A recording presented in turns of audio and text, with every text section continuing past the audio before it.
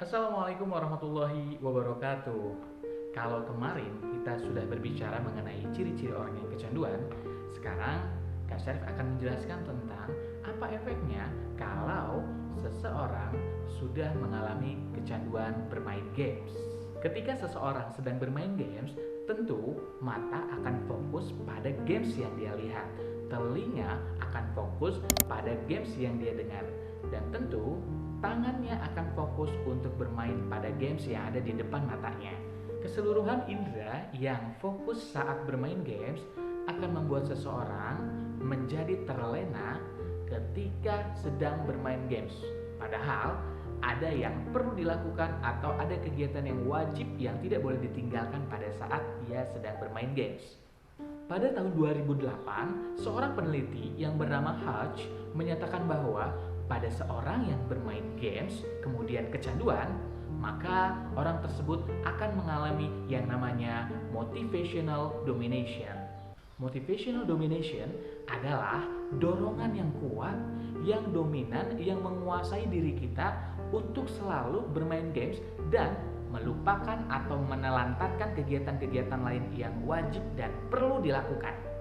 Sebagai contoh, misalnya, pernah gak saat lagi asik bermain game, teman-teman sedikit mengundurkan waktu makannya, kemudian waktu sholatnya, kemudian waktu belajarnya.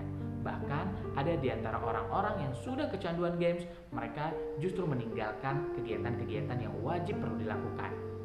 Kak Syarif pernah mensurvei 250 anak SMP dan SMA yang pernah bermain games.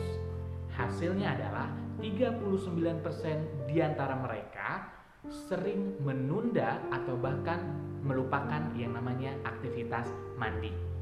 Nah, pernahkah teman-teman melupakan atau mengundurkan waktu mandinya pada saat pagi atau sore hari? 29% di antara mereka itu menunda tidurnya.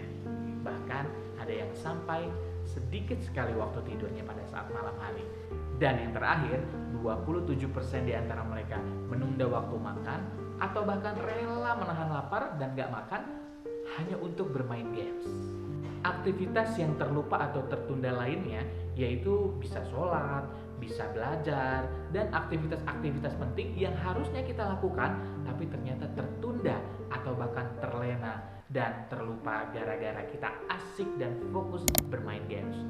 Itulah yang disebut motivational domination, dorongan kuat untuk senantiasa selalu bermain games dan merasa tidak sanggup untuk menjeda atau menghentikan permainan games yang sedang dimainkan itu.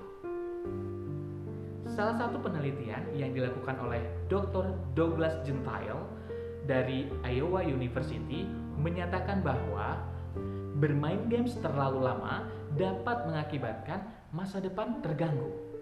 Nah, beliau menyampaikan ini tentu ada dasar. Dasarnya apa?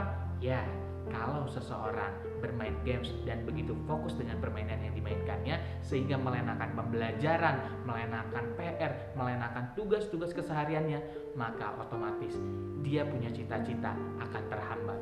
Bahkan akan sulit tercapainya cita-cita tersebut di kemudian hari. Karena apa? Karena harusnya dia belajar, mendapatkan ilmu, tapi ternyata pada saat dia sekolah, dia tertidur karena dia kurang tidur. Kemudian, kalau saatnya lagi ngerjain PR, dia nggak ngerjain PR. Pokoknya, semua aktivitas yang perlu dilakukan untuk mencapai cita-cita, menurut Dr. Douglas ini, itu bisa terlalaikan. Sayang kan kalau teman-teman punya cita-cita yang mulia, yang bermanfaat, dan berguna, kemudian pupus begitu saja hanya karena dengan bermain games. Semoga kita semua senantiasa diberikan perlindungan oleh Allah Subhanahu wa taala agar kita mampu mengendalikan diri dari bermain games yang sewajarnya. Wallahu a'lam. Wassalamualaikum warahmatullahi wabarakatuh.